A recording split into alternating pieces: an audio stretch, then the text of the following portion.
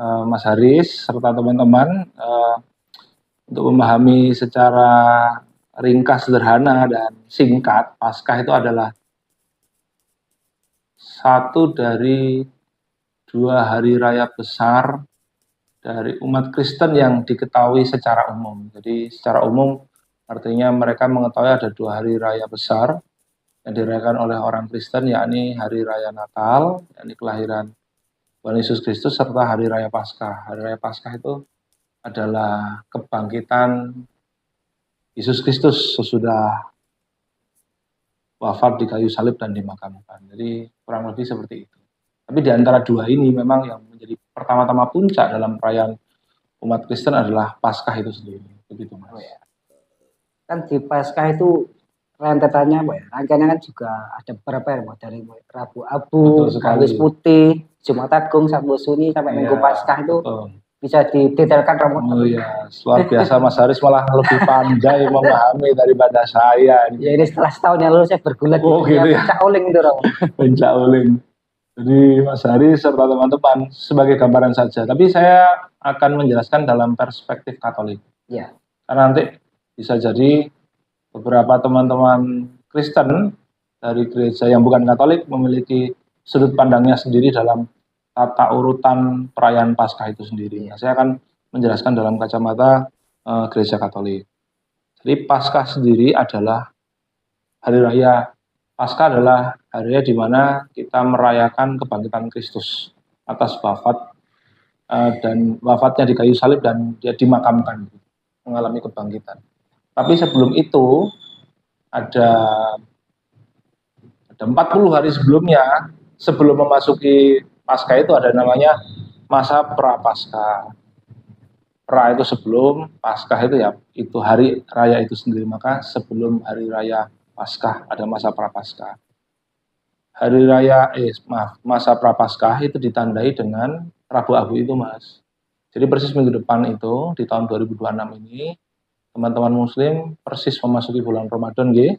Nah, kami yang gereja Katolik secara khususnya memasuki masa pra-Paskah dengan tanda penerimaan abu pada hari Rabu Abu. Nah, jadi maka selama 40 hari itu kami ya pantang dan puasa begitu.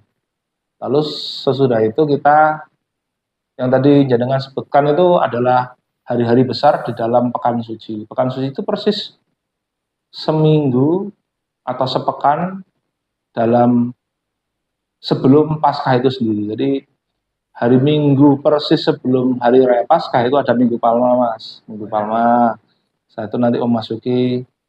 Nah, itu punya misterinya sendiri-sendiri. Artinya adalah ada perayaan-perayaan yang kami rayakan secara liturgi. Jadi ada Minggu Palma, lalu setelah itu ada hari Kamis Putih, lalu ada Jumat Agung, lalu betul ada Sabtu Sunyi itu tepat sekali.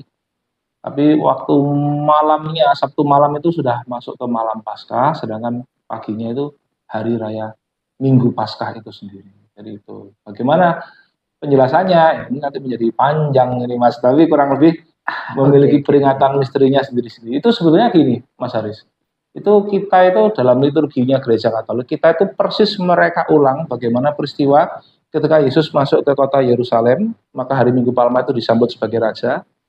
Lalu Kamis Putih itu dia makan terakhir bersama dengan perjamuan malam terakhir dengan para muridnya sebelum masuk ke penderitaannya.